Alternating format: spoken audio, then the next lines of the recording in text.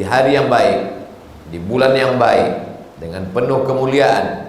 Setiap hembusan nafas bernilai tasbih, setiap langkah kaki bernilai tahmid, setiap lintasan pikiran bernilai takbir. Kita ingin supaya semua gerak kita ini bernilai ibadah kepada Allah, karena memang untuk itu kita diciptakan. Wa ma khalaqtul jinna wal insa illa liya'budun. Tidaklah aku ciptakan jin dan manusia itu kecuali untuk beribadah kepada Allah Subhanahu wa ta'ala.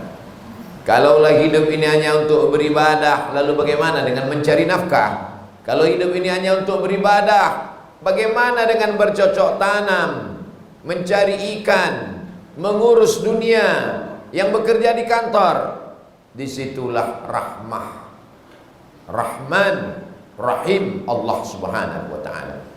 Seorang laki-laki yang menjaga tokonya, kerjanya, dagangannya, dia bernilai ibadah kalau dia niatkan keluar rumah, bismillah tawakkaltu ala Allah, la haula wala quwata illa billah. At-tajirus saduqul amin.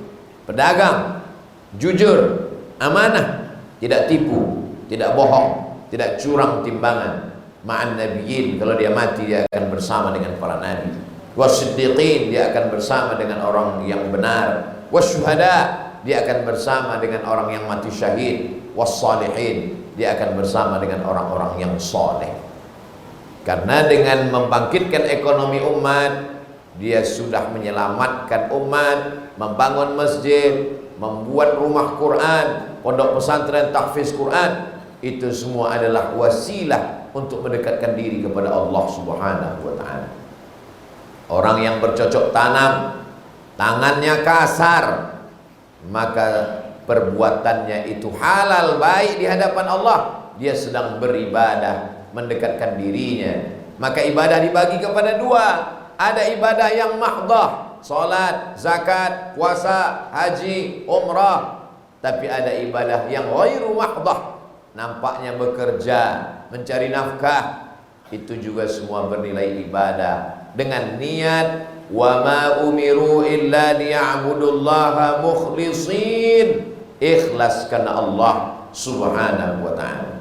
Jamaah Jumat yang dimuliakan Allah Subhanahu wa ta'ala, kalau kita memahami bahwa semua ini adalah ibadah, orang yang bekerja di kantor dari mulai masuk pagi pulang petang, dia tidak akan curang, karena dia tahu setiap waktunya itu adalah ibadah. Gaji yang dia makan dari APBN, APBD adalah milik orang banyak. Dia akan diminta tanggung jawab di hadapan Allah Subhanahu wa ta'ala. Dia sadari ayat itu ditujukan kepadanya, la tus'alunna yawma idzin 'anil na'im. Semua nikmat ini akan diminta tanggung jawab di hadapan Allah Subhanahu wa ta'ala. Dan ketika kita sudah diminta tanggung jawab di hadapan Allah, lidah tak lagi dapat berkata, yang berbicara hanyalah tangan, yang bersaksi adalah kaki. Al-yawma nakhtimu ala afwahihim wa tukallimuna aydihim wa tashhadu arjuluhum bima kanu yaksibun. Di dunia, kalau dihadapkan kepada hakim, dia masih bisa meminta bantuan pengacara yang akan menolongnya, karena dia tidak mengerti hukum. Ada penasehat hukum. Tapi nanti di akhirat, yauma yafirrul mar'u min akhihi, saudara kandung akan lari dari saudaranya. Wa ummihi wa abihi, ibu lari dari anak, ayah lari dari anak. Wa sahibatihi wa bani, istri tak dapat menolong suami, suami tak dapat menolong istri. Wa bani, anak-anak buah hati belayan jiwa tak dapat ditolong di hadapan Allah. Likulli imri'in minhum yawma idzin sya'nun yughnih. Semua orang akan menolong dirinya sendiri dengan amal solehnya. Al-mahiru bil Quran, kalau sempat membaca Al-Quran, ma'as safaratil kiramil bararah, dia akan bersama dengan para malaikat.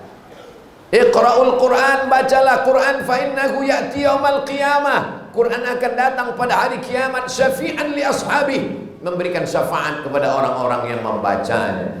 Kalau sempat membaca salawat, Allahumma salli ala Sayyidina Muhammad wa ala ali Sayyidina Muhammad, aqrabu majlisan Mereka orang paling dekat dengan Nabi. Siapa mereka? Aktsaruhum salatan, karena mereka paling banyak bersolawat. Apalagi di hari Jumat. Aktsiru salata alayya, perbanyaklah solawat kamu pada hari Jumat kepadaku. Inna salatakum ma'rudatun alayya, solawat kamu itu akan dibawa oleh para malaikat ke kuburku, diperlihatkan kepadaku, kata Nabi Muhammad SAW.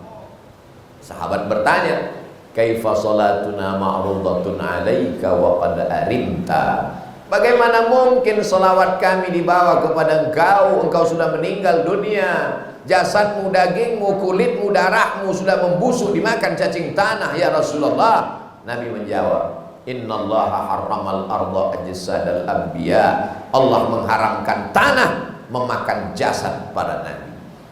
Akan ada orang di akhir zaman, mereka tidak pernah melihat aku, mereka tidak pernah berperang bersamaku, mereka tidak ikut bersamaku di saat aku hidup, tapi mereka percaya kepadaku.